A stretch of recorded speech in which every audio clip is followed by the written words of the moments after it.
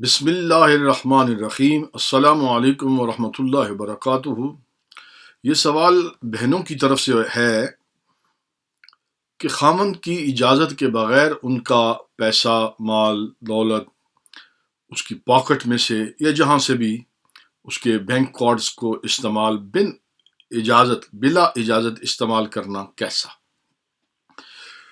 تو جواب اس کا یہ بنتا ہے کہ اگر خاوند آپ کا نان و نفقہ، آپ کی جو حقوق ہیں وہ ادا کر رہا ہے، اپنے فرائض پورے کر رہا ہے، آپ کا حق دے رہا ہے جو اس کے ذمہ ہے، تو پھر اگر آپ یہ کام کرتی ہیں تو یہ چوری میں آئے گا، بددیانتی میں آئے گا، اور یہ مال ناحق ہوگا۔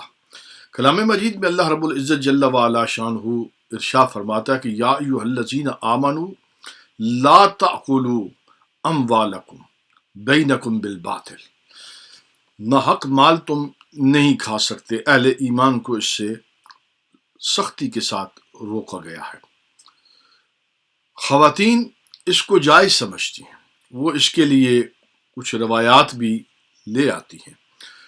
بخاری شریف کے اندر ایک روایت موجود ہے کہ ایک خاتون نے حضور علیہ الصلوۃ والسلام کے سامنے اپنے خاوند کے بارے میں یہ کہا کہ میرے خاوند مجھے نان و نفقہ نہیں دیتا، طبعاً بخل رکھتا ہے میرے ساتھ، تو میں اس کا مال چرا لیتی ہوں۔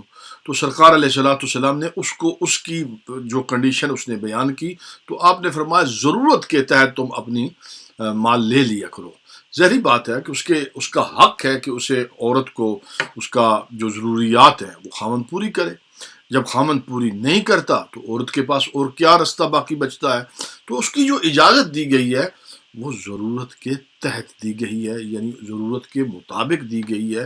لیکن اگر عورتیں خاوند کا مال ان کی مرضی کے بغیر نان و نفقہ پراپر مل رہا ہے، ضروریات پوری ہو رہی ہیں، گھر کے تمام سسٹم جو ہے وہ پراپر چل رہا ہے، لیکن عورت جو ہے اپنی طبعاً عادتاً مجبور ہو کر جب چاہے جس وقت جی چاہے وہ ہاتھ مار لیتی ہے، تو یہ بات یاد رکھیں کہ وہ یہ مال جو بغیر خاوند کی اجازت کے کھاتی ہے وہ چوری ہے، بددیانتی ہے، اللہ کی بارگاہ میں اس کی پکڑ ہونی ہے۔ اس لیے کہ اللہ رب العزت نے صاف لفظوں میں کلام مجید میں یہ فرمایا ہے کہ باطل طریقے سے تم کسی کا مال نہیں کھا سکتے۔